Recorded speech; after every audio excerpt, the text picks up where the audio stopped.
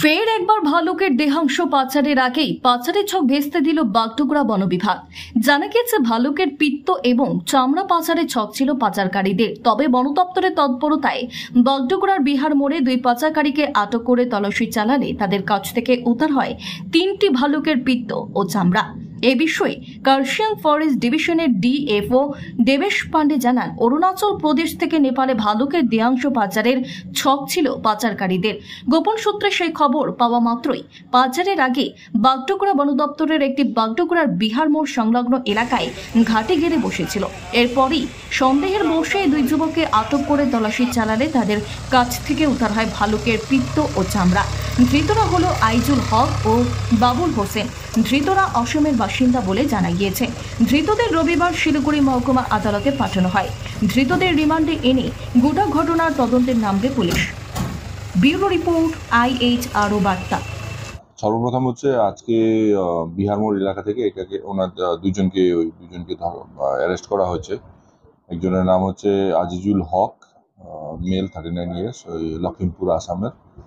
আর 2 নম্বর হচ্ছে বাবুল হোসেন, 27 বছরের ছেলে, ও লখিমপুর আসামের।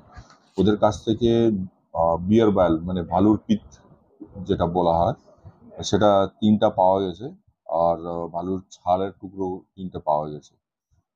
তো ওরা মেনলি হচ্ছে অরুণাচল প্রদেশ থেকে নিয়ে এসে নেপালের দিকে যাচ্ছিল। আমাদের কাছে খবর ছিল, তো আমরা বিহার মোড়ে ওরা এই অটো থেকে যে নামিয়েছিল, আমরা ওখানে ওদেরকে আটক করে মানে যখন তল্লাশি করা হয় তখন এই জিনিসটা পাওয়া গেছে।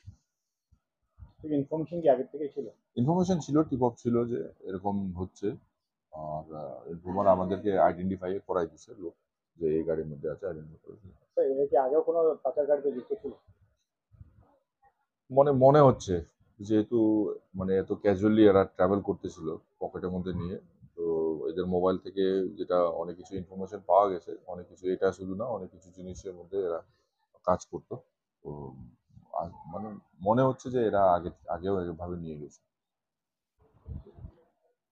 স্যার, এই যে মার্কেট ভ্যালু আর যে জিনিসটা যে পাওয়া গেছে, কেমন প্রাইস হতে পারে?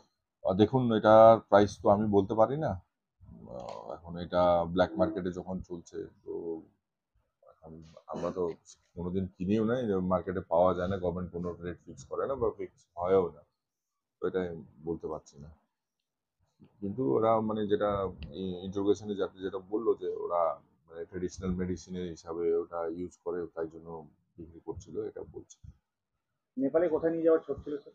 সেটা আমি এই মুহূর্তে বলতে পারছি না, ইনভেস্টিগেশনের বিষয়ে। এর সঙ্গে আরো কেউ যুক্ত আছে পাওয়া যাবে? নিশ্চয় যুক্ত থাকবে, নাহলে তো ট্রানজিশন হতো না। মানে কেউ না কেউ তো মেরেছে। 3টা এই যে ভালুর বায়াল স্যাক মানে হচ্ছে 3টা ভালুকে তো মেরেইছে। 3টা ভালুকে মেরেছে মানে হান্টিং হয়েছে, তো নিশ্চয়ই কোনো না কোনো লোক হান্টিং করেছে, তার কাছ থেকে কেউ নিয়ে এসে রাখছে, মিডলম্যান আছে বিক্রি করছে, মানে অন্যরা তো জড়িত থাকবেই। আর শিডিউল 1 অ্যানিমাল আছে, তো এটা একটু আমরা মানে রিগোরাসলি দেখবো যে এটা কিভাবে হচ্ছে। আর সবচেয়ে মানে নোট করার বিষয় যে আমাদের এখানেও পাওয়া যায়, তো ভালো এখানেও পাওয়া যায়। তো এটা যে ইন্টারোগেশনে এটা বলতেছে যে সত্যিকারই ওরা অরুণাচল থেকে নিয়ে আসছিল না, আমাদের এরিয়া থেকে কালেকশন হয়েছিল, এটা খুঁজে দেখার ব্যাপার আছে, আমরা দেখছি। এদেরকে কোর্টে কবে তোলা হবে? এটা কোর্টে আজকে তো সম্ভব হয়নি, কালকে তোলা হবে সকালবেলা। ধন্যবাদ আপনাকে আমাদের ভিডিও দেখার ও আমাদের চ্যানেলে আসার জন্য। পশ্চিমবঙ্গের খবরের আপডেট দেখুন IHRO বার্তাতে। সাবস্ক্রাইব করুন আমাদের ইউটিউব চ্যানেলটি ও লাইক করুন আমাদের Facebook page. Bell icon click করুন আমাদের প্রতিটি ভিডিও আপডেট পাওয়ার জন্য। লাইক এবং ফলো করুন আমাদের ফেসবুক পেজটি।